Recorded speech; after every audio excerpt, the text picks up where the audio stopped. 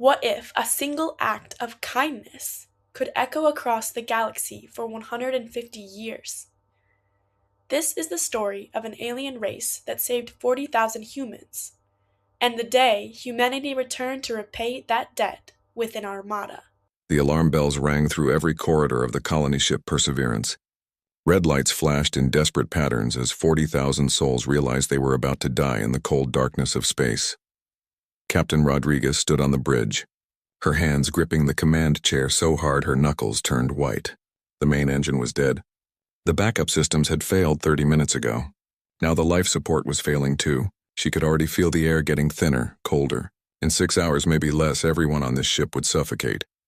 Send the distress signal again, she ordered, though she knew it was pointless. They were in the outer reaches, a dead zone between the spiral arms of the galaxy. No one came out here. That was why they had chosen this route. It was faster, cutting weeks off their journey to the new colony world. Now that decision was going to kill them all. Her communication officer, a young man named Peters, looked up with tears in his eyes. "Captain, we're too far out. Even if someone hears us, they can't reach us in time." Rodriguez looked at the screen showing the ship's interior. Families huddled together in their quarters. Parents held their children. Some people prayed. Others just waited. She had failed them all. The bridge door opened and Ambassador Sarah Chen walked in. She was supposed to be establishing Earth's first major colony, representing humanity to the galaxy. Instead, she was going to die with everyone else. But her face showed no fear. She stood beside the captain and watched the screens in silence. "I'm sorry," Rodriguez whispered. "I thought this route was safe." Chen placed a hand on her shoulder. "You made the best choice with the information you had. No one blames you." Peter suddenly jumped from his chair. "Captain, I'm getting a response to our distress call." Everyone on the bridge turned to stare at him. Rodriguez felt her heart hammer in her chest. From who? How far away? They identify themselves as Kellrath traders and... Peters checked his instruments again, not believing what he was seeing. "They're only 4 hours away. They heard our first signal and have been burning toward us at maximum speed." 4 hours, Rodriguez breathed. "We have 6 hours of air left. It's going to be close, but they might make it. Tell them we have 40,000 people aboard." "Tell them..." "Captain, they already know," Peters interrupted. "They've scanned our ship." "And they're saying..."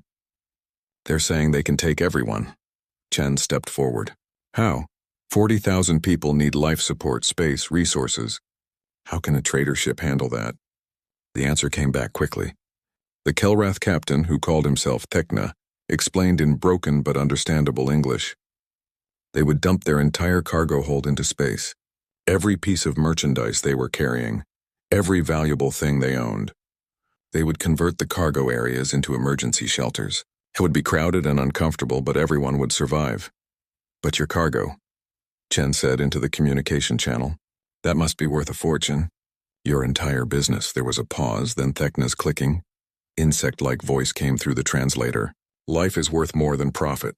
We will not let you die when we can prevent it. This is the Kellrath way." Rodriguez watched through the view screen as the Kellrath merchant fleet approached. There were 5 ships, their hulls painted in bright colors with swirling patterns. They looked nothing like the sleek human vessels. These were working ships, worn and practical, and they were dumping everything they owned into the void of space. Crates tumbled into the darkness. Containers of rare minerals, technological components, exotic foods, artwork. Millions of credits worth of goods just thrown away. The Kellrath crews worked frantically, clearing every available space to make room for the humans they had never met. The rescue took 3 hours. The Kellrath docked their ships to the Perseverance and opened their airlocks. Human families streamed through, carrying what few possessions they could grab.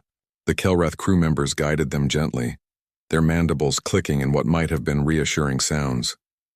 They were tall, their bodies covered in chitinous plates that shimmered green and blue under the lights. Their large compound eyes reflected the frightened faces of human children, but their movements were careful, kind. Chen was one of the last to leave the Perseverance. She stood with Captain Thekna in the cargo hold of his flagship, now crammed with humanity. The space smelled strange to her, alien, but it was warm and the air was good. Around her, families were reunited. People were crying with relief. Children were actually laughing. "Captain Thekna," she said formally, "on behalf of humanity and the United Earth government, I thank you. You have saved 40,000 lives today. We owe you a debt that can never be fully repaid. Thecna waved his upper appendages in a gesture the translator interpreted as dismissal. We seek no debt. We seek no payment. What we did is simply what must be done. When someone is drowning, you pull them from the water.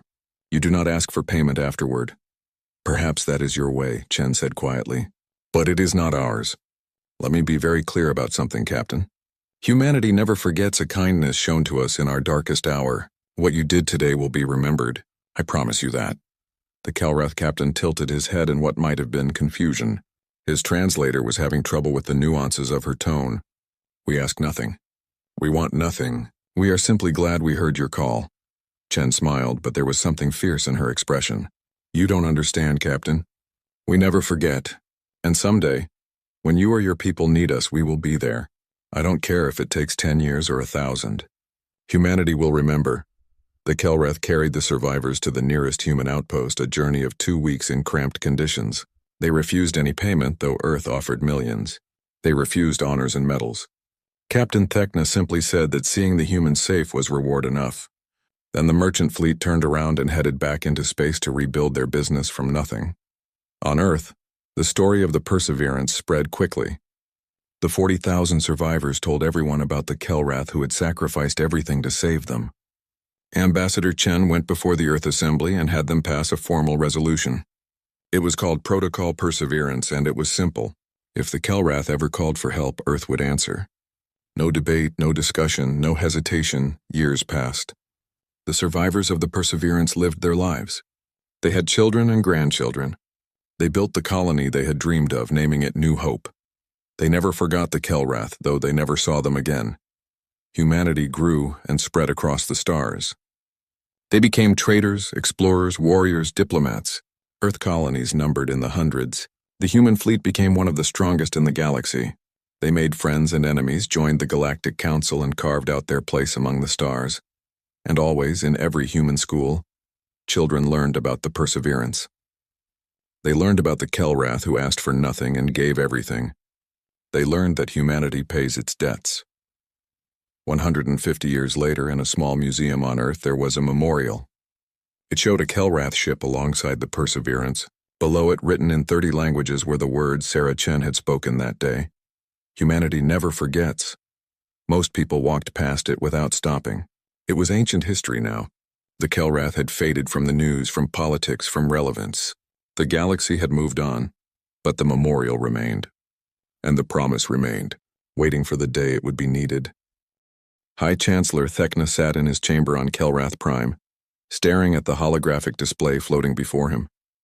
He was old now, his chitin dull and cracked with age. He had lived for nearly 2 centuries, which was ancient even for his kind. He remembered things most Kellrath had forgotten. He remembered when their people had been prosperous. He remembered the days when Kellrath merchant fleets filled the trade routes. Most importantly, he remembered the humans. The display showed the current state of the Kellrath sovereignty. 3 star systems, 8 inhabited worlds, 200 million souls down from billions in his youth. Their military consisted of 40 outdated ships that could barely maintain orbit, let alone fight. Their economy was failing. Their young ones were emigrating to other species' worlds, seeking better lives.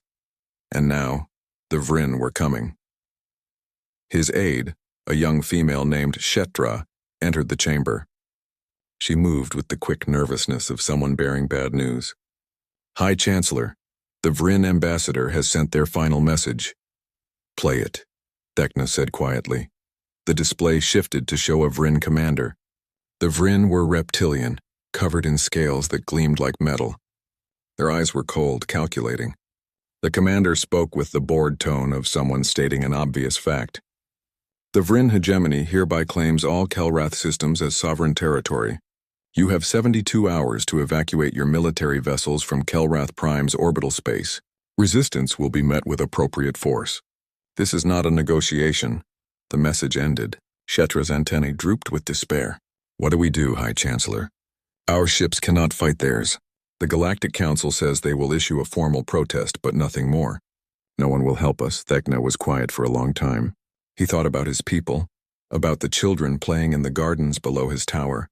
about the families who had lived on these worlds for thousands of years. Then he thought about a cold day in space 150 years ago, when he had dumped his cargo hold to save strangers. "Send a message," he said finally. "Send it to all the worlds where we once traded. Send it to the species who remember us. Tell them goodbye. Tell them the Kellrath thanked them for the years of peace and trade. Tell them our story ends, but we end it with dignity." "High Chancellor?" Shetra was confused. "A goodbye message?" "Yes," Thecna said. "We cannot fight. We cannot flee. We cannot hide. But we can choose how we are remembered. Send the message everywhere. Make sure it reaches Earth especially." "Earth?" Shetra had heard of them, of course. The humans, but they were far away, powerful, busy with their own affairs. Why Earth particularly? Thecna's mandibles clicked in what might have been a sad smile. "Because I once met a human who made me a promise. I told her we wanted nothing, expected nothing. But she said humans never forget. I did not believe her then. Perhaps I was right not to, but send the message anyway." The message went out across the galaxy. It was simple and dignified. The Kellrath did not beg. They did not demand help. They simply stated facts. The Vryn were coming. The Kellrath could not stop them. This was the end of their sovereignty, possibly their species. They thanked those who had been their friends. They wished the galaxy well. On hundreds of worlds, the message was received and filed away. Most governments issued polite statements of regret. Some sent sympathy. None offered help. The Vryn were too powerful, too dangerous. No one wanted to risk war over 3 insignificant star systems. But on Earth, something different happened. Ambassador James Chen was in the middle of a routine assembly session when the message came through. He was the great-grandson of Sarah Chen, and he wore her old diplomatic pin on his jacket. It was a family tradition. He barely paid attention as the communication officer announced an incoming message from the Kellrath sovereignty. Then the message played, and the entire assembly hall went silent. James Chen watched the old Kellrath chancellor speak. He saw the dignity in that alien face, the acceptance of death, and then he heard the words that changed everything. "We especially thank the humans who we once aided. We hope they have lived good lives. We hope the children of the Perseverance knew happiness." The chamber stayed silent for 10 full seconds after the message ended. Then James Chen stood up. His hands were shaking, but his voice was steady and loud. Motion to invoke Protocol Perseverance. Every human in the assembly knew what that meant. It was the emergency protocol established 150 years ago. It had never been used. Some had argued it should be removed from the books as outdated, but it remained waiting. The vote was called immediately. There was no debate. There was no discussion. Every single representative voted yes. The motion passed unanimously in less than 2 minutes. The Speaker of the Assembly struck the ceremonial bell 3 times. Its deep sound echoed through the hall. Then she spoke the formal words that activated the protocol. "Let it be known that humanity has voted to honor its debt. The full resources of Earth and all her colonies are hereby committed to the defense of the Kellrath sovereignty. This is not negotiable. This is not reversible. This is our word, and our word is our bond." James Chen immediately opened a channel to Fleet Command. "This is Ambassador Chen. Protocol Perseverance is active. I need the 3rd and 7th Fleets mobilized within 48 hours. The Admiral on the other end was silent for a moment. "Ambassador, that's 400 warships. That's nearly half our active fleet." "Do you understand what you're asking?" "I understand perfectly," James said. "The Kellrath saved 40,000 human lives when they had no reason to do so. They gave up everything they owned. We made a promise that day, Admiral. Now we keep it." "The Vryn will not back down from this," the Admiral warned. "We could be starting a war." "Then we start a war," James replied calmly. "Send the ships." Within hours, the news spread across human space. At first, many people did not understand. Why was Earth risking war for an alien species most had never heard of? The Kellrath were insignificant. This made no strategic sense. Then the story came out. Historians pulled the old records from the Perseverance incident. They interviewed the descendants of the survivors. They showed footage of the Kellrath dumping their cargo, sacrificing their livelihoods to save strangers. A woman named Maria Rodriguez spoke on the Planetary News Network. She was 90 years old, her face lined with age. "My grandmother was Captain Rodriguez of the Perseverance," she said. tears streaming down her face. She told me the story every year on the anniversary. She told me how the Kellrath came when no one else would, how they asked for nothing, how they saved my family. She looked directly into the camera. We owe them everything, everything. And now we pay that debt. The mood on Earth shifted. This was not about strategy or politics. This was about something deeper. This was about the kind of species humanity wanted to be. Did they keep their promises? Did they remember kindness? Did they stand by those who had stood by them? In shipyards across human space, workers volunteered for extra shifts. Ships that were scheduled for maintenance were pushed back into service. Pilots who had retired came back to duty. The message was clear. Humanity was going to war, and they were going all in. The Vrin received Earth's official message 72 hours after the protocol was invoked. It was delivered by Ambassador Chen himself, broadcast on all frequencies so everyone in the galaxy could hear. This is Ambassador James Chen of the United Earth Government. The Vrin hegemony is hereby ordered to withdraw all military forces from Kellrath space immediately. Any hostile action against the Kellrath will be considered an act of war against humanity. You have 48 hours to comply. This is not a negotiation. The Vrin commander who received the message actually laughed. He sent back a reply dripping with contempt. Humanity threatens war over 3 worthless systems? You overextend yourself for sentiment. We do not fear your emotional theatrics. The Kellrath are ours. Stay out of this. Admiral Kwame Okafor read the Vrin response on the bridge of his flagship, the dreadnought Indomitable. He was a tall man with white hair and scars from a dozen battles. He had fought pirates, rebels, and hostile aliens. He had never lost an engagement. He composed a single-line response and sent it back to the Vrin commander. You should. Then he gave the order.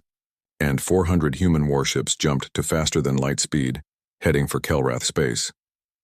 Behind them, 1,000 more ships began preparations to follow if needed.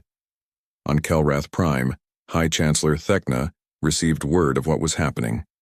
At first, he did not believe it. Then the reports kept coming. Human fleets were mobilizing. Earth had declared the Kellrath under their protection. They were coming. The old Chancellor sat down heavily, his legs suddenly weak. Shetra stood beside him, reading the reports with disbelief. They remembered, Thekna whispered. After 150 years across half the galaxy, through all the changes in time, they remembered. What do we do now? Shetra asked. Thekna looked up at her, and for the first time in months there was hope in his ancient eyes. Now we survive, because the humans are coming, and when humans make a promise, they keep it. The war room on Earth was packed with military commanders, diplomats, and corporate executives. It had been 36 hours since Protocol Perseverance was invoked, and the mobilization was moving faster than anyone thought possible. Admiral Okafor stood at the center of the room. Holographic displays floating around him showing ship positions, supply lines, and tactical data. Status report, he ordered. Commander Lisa Park stepped forward. Third Fleet is already in position at the staging area. 212 ships fully armed and supplied. 7th Fleet will join them in 6 hours. That gives us 417 warships total. We also have offers of support from independent captains and colony defense forces. Another 100 ships if we want them. We want them, Okafor said immediately. Every ship counts. What about supplies? That is where things get interesting, sir, Park said. She pulled up a new display. Normally, moving this many ships this fast would strain our logistics network to the breaking point. But we are getting help from unexpected sources. The display showed data streaming in from across human space. Okafor read it with growing amazement. These numbers cannot be right. They are, sir, Park confirmed. Every major human corporation has suspended normal operations to support the deployment. Chenokoro Industries has diverted its entire shipping fleet to move military supplies. Stellar Dynamics is manufacturing ammunition around the clock and delivering it at cost. Morrison Foods is providing rations for free. And those are just the big ones. Small businesses are contributing too. A restaurant chain on Mars is sending care packages to every ship. A toy company on Europa is sending stress relief items for the crew. Ambassador Chen entered the room and several people stood in respect. He waved them back to their seats. I have just come from addressing the Galactic Council, he said. They are not happy with us. 16 different species have filed formal protests. They say we are being reckless, that we are going to start an unnecessary war, that the Kellrath are not worth this level of commitment. And what did you tell them? Okafor asked. Chen smiled grimly. I told them that humanity remembers its friends. I told them that any species which does not understand that concept is not one we wish to associate with, and I told them that if they stand in our way, they will regret it. One of the diplomats, a nervous man named Harrison, spoke up. Ambassador, some of the council members are suggesting that we are only doing this to expand human influence. They say we are using the Kellrath as an excuse for territorial acquisition. Let them say what they want, Chen replied. We know the truth. Every human knows the truth. The Perseverance incident is taught in every school. This is not about politics or territory. This is about honor. A communication officer interrupted. Sirs, we are getting incoming messages from other species. A lot of them. More protests? Chen asked tiredly. No, sir, the officer said, looking confused. These are offers of support. The room went quiet. Okafor walked over to the communication station. Show me. The screen filled with messages. The first was from the Turian clans, a warrior species known for their fierce independence. The Turian clans recognize the honor in humanity's actions. We pledge 12 warships to assist in the defense of the Kellrath. We ask no payment except the right to fight beside you. Another message came from the Osirian free traders, merchants who traveled the space lanes. Humanity once helped us negotiate fair trade agreements when larger species tried to exploit us. We have not forgotten. We offer our cargo ships to move your supplies and our small defense fleet to scout for you. More messages came in. The Zephyr Collective sent medical ships. The Granite clans offered engineers. Individual captains from a dozen species volunteered their vessels. It was not an invasion force, but it was significant. More importantly, it showed that humanity was not alone in believing that some debts were sacred. How many total? Okafor asked. The communication officer did quick calculations. If we accept all offers, we will have another 80 ships from other species. Not all are military vessels, but they can support the effort. Chen nodded slowly. Accept them all. Let the galaxy see that this is not just humanity's fight. This is about principle. Any species that values honor and loyalty is welcome to stand with us. 2 days later, the combined fleet gathered at the edge of Kellrath space. It was the largest military force assembled in decades. 400 human warships formed the core, their hulls painted in the blue and white of the Earth Defense Force. Around them floated vessels of a dozen different designs, representing species who had answered the call. On the bridge of the Indomitable, Admiral Okafor looked at the tactical display. The Vryn fleet was already in position around Kellrath Prime, 300 ships well-armed and confident. They had not moved despite the ultimatum. They were calling humanity's bluff. Open a channel to all ships, Okafor ordered. All frequencies, including civilian. I want everyone to hear this. The communication officer nodded. Channel open, sir. Okafor took a breath, then spoke. This is Admiral Kwame Okafor of the Earth Defense Force. 150 years ago, a human colony ship was dying in the darkness. No one was supposed to be nearby. No one was supposed to hear their distress call. But someone did. The Kellrath heard, and they came. They gave up everything they owned to save people they had never met. They asked for nothing in return. He paused, letting his words sink in. Today, the Kellrath are the ones in danger. Today, they are the ones facing darkness. And today we answer their call, just as they answered ours. Let it be known across all the stars that humanity pays its debts. Let it be known that we will move entire fleets, commit our resources, and yes, fight a war if necessary to protect those who showed us mercy in our darkest hour. He looked at the tactical display showing the Vryn fleet. The Vryn hegemony has 48 hours to withdraw from Kellrath space. If they do not, we will remove them by force. This is not a threat. This is a promise. And humanity always keeps its promises. The message ended. For a moment there was silence across the fleet. Then from one of the Turian ships a war horn sounded. It was a deep resonating blast that spoke of ancient battles and warrior honor. The other Turian ships joined in, creating a symphony of challenge. The Osirian ships flashed their running lights in patterns that meant determination in their culture. The Zephyr medical vessels broadcast a harmonic tone that represented hope and healing. Every alien ship added their own gesture of solidarity. And the human ships? They simply waited, their weapons powered up, their crews ready. They did not need grand gestures. They had made their statement. On Kellrath Prime, the message was broadcast on every screen, every speaker, every communication device. Kellrath citizens stopped what they were doing and listened. In homes and offices, in streets and parks, they heard the human admiral's words. High Chancellor Thekna listened from his chamber, Shetra standing beside him. When the message ended, he found he could not speak. His mandibles trembled, and his eyes, those ancient compound eyes that had seen so much, reflected the light like jewels. They came, he finally managed to say. I hoped, but I did not truly believe. And they came. Shetra was crying, fluid leaking from her eyes in the Kellrath way of showing overwhelming emotion. What did we do to deserve this? We only did what was right. We did not ask for repayment. That is exactly why they came, Thekna said quietly. Because we asked for nothing. Because we gave everything when it mattered. They understand something that the rest of the galaxy seems to have forgotten. True kindness given freely in dark times creates bonds that cannot be broken. The Vryn response came 6 hours later. Their commander appeared on all channels, his scaled face showing contempt.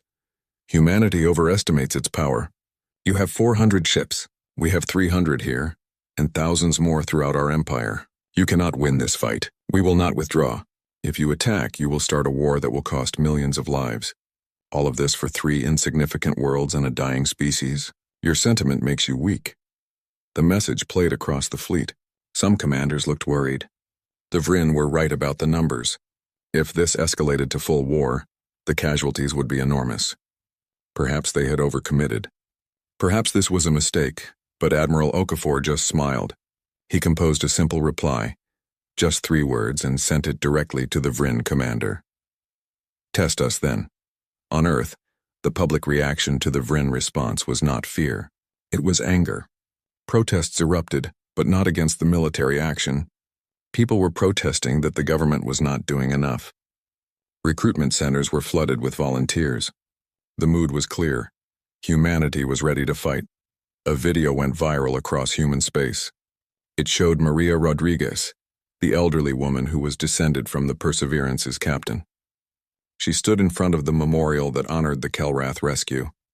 She spoke directly to the camera, her voice shaking but firm. My grandmother spent the rest of her life telling people about the Kellrath. She told everyone who would listen that they were the finest beings she ever met. Not because they were powerful, not because they were rich, but because when faced with a choice between profit and life, they chose life without hesitation. She made me promise to remember. And I have. We all have. The human fleet dropped out of faster-than-light travel at the edge of the Kellrath Prime system. 400 human warships appeared in perfect formation, their weapons systems already hot, their shields at full power. Around them, the ships of their allies took up supporting positions. The Turian warships moved to the flanks, ready to harry and strike. The Osirian scouts spread out, their sensors probing for weaknesses in the Vryn formation. Admiral Okafor stood on the bridge of the Indomitable, watching the tactical display. The Vryn fleet was exactly where intelligence said it would be, in orbit around Kellrath Prime. 300 warships arranged in a standard defensive formation. They had not moved. They had not retreated. They were waiting. They are confident, Commander Park observed from her station. They think we will back down. Then they do not know humans very well, Okafor replied. He opened a channel to the Vryn flagship. This is Admiral Okafor. You were given 48 hours to withdraw. That time has expired. Leave now or we will make you leave. The Vryn commander appeared on screen. His name was Kasix, and he had conquered 12 star systems for the hegemony.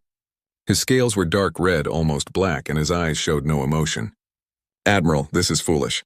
You are outnumbered when you consider our reinforcements. You are far from home. Your supply lines are vulnerable. Retreat now and we will overlook this insult. Stay, and many will die for nothing. The Kellrath are not nothing, Okafor said coldly. Final warning, Commander Kasix. Withdraw your forces. Kasix's tongue flicked out in what might have been a laugh. No, this system belongs to the Vryn now.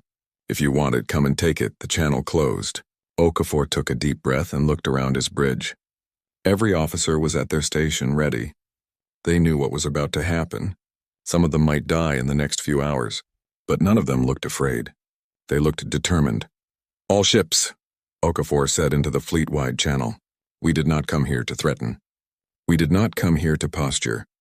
We came here to fulfill a promise made 150 years ago. Today we show the galaxy what human honor looks like. Attack pattern Delta 7. Engage at will. The human fleet surged forward.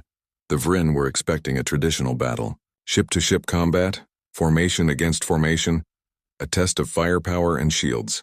That was how every species fought. That was how wars were won and lost in the galaxy. But humans had learned warfare in a different school. They had spent thousands of years fighting each other on Earth, developing tactics and strategies that other species had never imagined. They had refined these methods in the colonies against pirates and rebels and hostile environments. And now they brought all of that knowledge to bear. The first wave was not ships, it was drones. Thousands of them, small and fast, launched from the human vessels. They swarmed toward the Vryn fleet like angry insects. Too many to track, too small to waste heavy weapons on. The Vryn point defense systems opened fire, destroying hundreds of drones. But there were thousands more, and they kept coming. Some drones were bombs crashing into Vryn shields and detonating. The explosions did little damage individually, but they came in waves, never stopping, draining the shields bit by bit.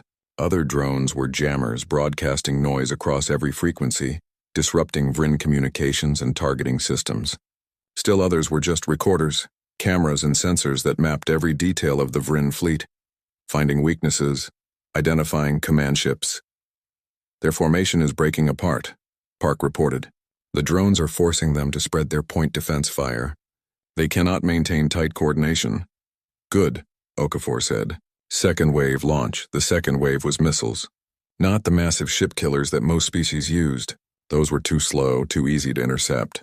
Human missiles were fast and smart, using the drone data to find gaps in the Vryn defense. They came from unexpected angles, using the wreckage of destroyed drones as cover. When the Vryn shields were weakest, that was when the missiles struck. A Vryn cruiser took 3 missiles to its port side. Its shields flared and failed. The ship spun out of formation, trailing atmosphere from a dozen breaches. It was not destroyed, but it was out of the fight. They are adapting, Park warned, adjusting their point defense patterns. Then we adapt faster, Okafor replied. All ships weapons free. Engage your designated targets. Now the human warships themselves entered the battle. But they did not come in straight lines, did not advance in parade formation. They came in clusters, supporting each other, covering each other's weaknesses. When a Vryn ship focused on one human vessel, 2 others would hit it from different angles. When the Vryn tried to return fire, the human ships scattered, making themselves difficult targets, then reformed to strike again.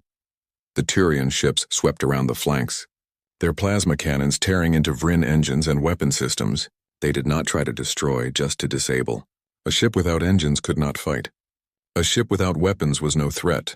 The battle was chaotic, nothing like the organized fleet actions the Vryn were used to. There was no battle line, no clear front. It was 3-dimensional chaos, with ships moving in all directions, attacking from every angle. And through it all, the human drones kept coming, never stopping, always adapting. On Kellrath Prime, millions watched the battle on screens across the planet. They saw their old, outdated defense fleet trying to help, but mostly staying back as the Admiral had ordered. They saw the human ships moving like schools of fish, coordinated but fluid. They saw Vryn vessels taking damage, falling back, trying desperately to regroup. High Chancellor Thekna watched from his chamber, Shetra translating the tactical displays for him. He was old and his eyes were not what they once were, but even he could see that something unprecedented was happening. The humans fight like no one else, Shetra breathed. Look how they move. Like water flowing around rocks. Like wind through trees. I have never seen anything like it. Because most species fight to prove strength. Thekna said quietly. Humans fight to win. There is a difference. On the Indomitable's bridge, alarms suddenly blared. Admiral, multiple FTL signatures incoming. Park shouted. Vryn reinforcements. Okafor watched as 70 more Vryn warships dropped out of FTL behind their position. The tactical display turned red with warnings. They were now outnumbered. If the fresh Vryn forces joined the battle, the odds would shift dramatically. But Okafor was smiling. Right on time, he said. He opened a channel. Captain Williams, you are clear to engage. From behind the newly arrived Vryn ships, another group appeared on sensors. 50 human vessels that had been hiding in the system's asteroid field, waiting in silent running mode, undetectable until they powered up their weapons. They were older ships, reserve fleet vessels crewed by veterans who had come out of retirement for this fight. The new Vryn forces found themselves trapped between two human groups. Before they could organize a response, the humans struck. Missiles and railgun fire hammered into the confused Vryn ships. Several took critical damage in the first 30 seconds. Admiral Kasix is breaking formation, Park reported. His flagship is retreating toward the outer system. Let him run, Okafor said. Focus on the ships that remain. Disable, do not destroy if possible. I want them to carry a message back to the Vryn hegemony. The battle continued for 2 more hours. It was brutal and intense, but the outcome became clear quickly. The Vryn tactics simply could not cope with the human approach. Every time they tried to regroup, human ships would strike from a new direction. Every time they tried to focus fire, their targets would scatter. Their communications were jammed, their sensors confused by the constant drone harassment. One by one, Vryn ships were disabled or forced to retreat. Some fought to the end and were destroyed, but most broke and ran when it became clear they could not win. By the time the battle ended, over 200 Vryn ships were fleeing the system. 40 more floated dead in space, their crews already being rescued by the medical ships. Only 20 had been completely destroyed, and even then, the humans had tried to give them chances to surrender. The human fleet had lost 12 ships, with 23 more heavily damaged. The Turian forces had lost 5. The casualties were not light, but they were far less than anyone had expected. As the last Vryn vessel fled the system, Okafor opened a channel to Kellrath Prime. High Chancellor Thekna, this is Admiral Okafor. The Vryn have been driven from your space. Your worlds are secure. On the planet below, Kellrath citizens poured into the streets. They did not cheer at first. They simply stood there looking up at the sky, watching the human ships on the view screens. It seemed impossible. They had been saved. After 150 years, the debt had been repaid. Then someone started the traditional Kellrath hum of gratitude. It was a deep, resonating sound that Kellrath made when words were not enough. Others joined in, and soon millions of Kellrath across the planet were humming together, a single voice of thanks that rose to the stars. In his chamber, Thekna hummed too, his old voice cracking with emotion. Shetra stood beside him, adding her voice to the chorus. They came, Thekna said again, as if he still could not quite believe it. Across all that distance, through all that time, they came. 3 weeks after the battle, Ambassador James Chen stood in the Galactic Council chamber. The circular room was filled with representatives from hundreds of species, their voices creating a cacophony of sound as they argued and debated. The topic, as it had been for weeks, was humanity's actions in Kellrath space. The Vryn ambassador, a different one since Kasix had been recalled in disgrace, stood at one of the speaking platforms. His voice was angry, humiliated. Humanity attacked Vryn forces without provocation. They violated our territorial claims. They must be censured, sanctioned, and forced to pay reparations. Other voices joined in. Some species were concerned about humanity's display of military power. Others worried about the precedent this set. If any species could declare protection over any other, where would it end? The galaxy needed order, structure, rules. Chen waited patiently for his turn to speak. When the moderator finally called on him, he walked slowly to the central platform. The chamber quieted. Everyone wanted to hear what humanity would say. Honored delegates, Chen began, his voice calm and clear. I have heard your concerns. I understand your worries. But I want to be absolutely clear about something. Humanity does not apologize for what we did. We would do it again tomorrow if needed. And we will do it again for any species that earns our loyalty the way the Kellrath did. The chamber erupted in shouting. Chen waited for it to die down, then continued. The Vryn claim we attacked without provocation. But they are wrong. The Kellrath asked for nothing, but we heard their goodbye message. We heard them accepting death with dignity. That was all the provocation we needed, because 150 years ago, the Kellrath saved 40,000 human lives at tremendous cost to themselves. They created a debt whether they wanted to or not. He looked around the chamber, making eye contact with as many delegates as possible. Today I'm here to propose something new. The Galactic Council has rules for trade, for borders, for 1,000 small things. But we have no rule about the most important thing of all, loyalty. We have no protection for species that help others in their darkest moments. Today that changes. Chen pulled up a holographic document for everyone to see. This is the Perseverance Doctrine. It is simple. Any species that provides life-saving aid to another species in a time of existential crisis, asking nothing in return, is granted protected status. Any attack on such a species is considered an attack on the species they once saved. This creates a web of mutual protection based on actual demonstrated kindness, not just political alliances. The Vryn ambassador hissed in anger. This is absurd. You cannot legislate morality. You cannot force the galaxy to care about ancient debts. You are right, Chen replied.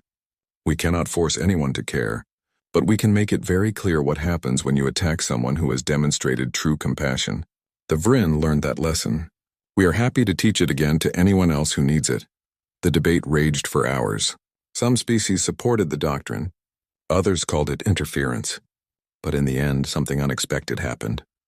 The smaller species, the ones who often felt vulnerable in galactic politics, voted overwhelmingly in favor. They saw the perseverance doctrine as protection. If they helped others, they would be helped in return. The doctrine passed with a slim majority. It was not perfect, and it would take years to fully implement, but it was a start.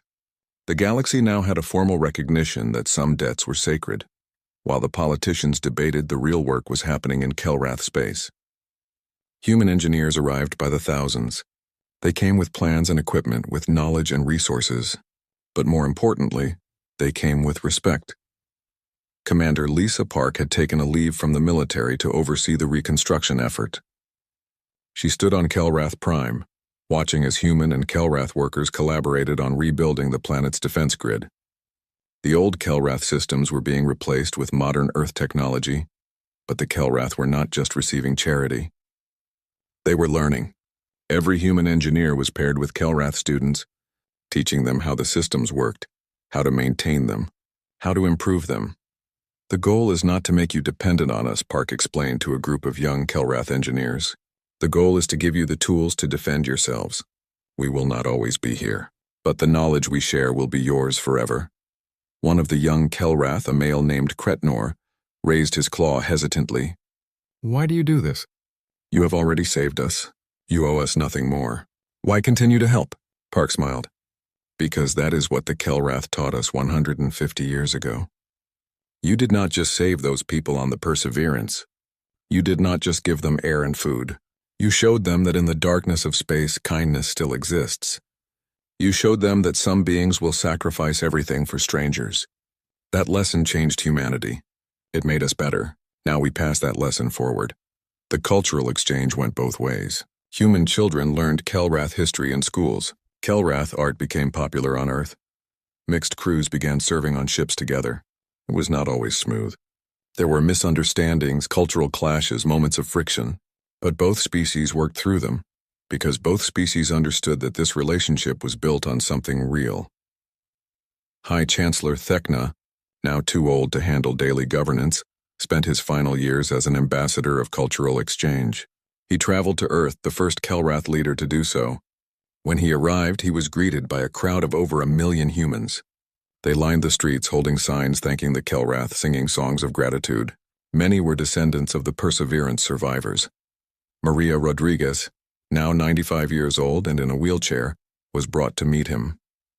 She looked up at the old Kellrath Chancellor, this being who had saved her family, and tears rolled down her weathered face. Thank you, she said simply. Thank you for my life. Thank you for my children and grandchildren. Thank you for proving that goodness exists in this universe. Thekna's mandibles trembled. He knelt down, bringing his face level with hers. In broken English, with his natural clicking accent, he replied, Thank you for remembering. Thank you for teaching the galaxy what loyalty means. You humans, you are something special. The old woman smiled. So are you. The years continued to pass. The Kellrath population, boosted by medical technology and economic stability, began to grow again. New colonies were founded. The Kellrath military, trained by human advisors and equipped with modern technology, became capable of defending their space. They would never be a major power, but they would never be helpless again. The Vryn never came back. The defeat in Kellrath space had been humiliating, but more than that, it had been educational. They learned that some species valued things other than power and territory. They learned that attacking those who had shown compassion was not just strategically foolish, it was morally indefensible. The Vryn Empire did not fall, but it became more cautious, more respectful of boundaries. Other species took note. The Perseverance Doctrine began to shape galactic politics in subtle ways. Species began helping each other more openly, knowing that such actions created bonds of protection. The galaxy did not become a utopia, but it became a little bit better. 50 years after the battle, a monument was unveiled on Kellrath Prime. It was built in the central square of the capital city, where millions could see it. The monument showed two figures, a Kellrath standing beside a human, their appendages clasped together. The Kellrath figure looked remarkably like the old recordings of Captain Thekna. The human figure was Ambassador Sarah Chen, the woman who first made the promise. The inscription was written in both languages and dozens of others. It read, "They came when we fell, we came when they called. This is the way of true civilizations." At the unveiling ceremony, Ambassador Chen's great-great-granddaughter stood beside the current Kellrath High Chancellor. They were friends, these two, having grown up together in the new era of human-Kellrath cooperation. The human woman, named Sarah after her ancestor, spoke to the crowd. "My great-great-grandmother made a promise 150 years ago. She said humanity never forgets. Today, we have kept that promise. But this monument is not about the past. It is about the future. It is a reminder to every generation that will come after us. Kindness matters. Compassion matters. And when someone shows you mercy in your darkest hour, you remember. And when their hour comes, you stand with them, no matter the cost." The Kellrath Chancellor, a young female named Thara, named after the old High Chancellor Thekna, as was tradition, spoke next. Her voice was strong, confident. The Kellrath were dying. Our species was fading. We had accepted our end. Then humanity came. They did not come for profit or territory. They came because 150 years ago, we did the right thing. We showed kindness to strangers. And that kindness, given freely, expecting nothing, created a bond that saved our species. She looked at Sarah, then at the monument, then at the crowd of thousands of humans and Kellrath standing together. Our children will learn this story. Their children will learn it. For as long as the Kellrath exist, we will remember, and we will teach the galaxy what humanity taught us, that true strength is not in weapons or ships. True strength is in keeping your word, in standing by those who stood by you,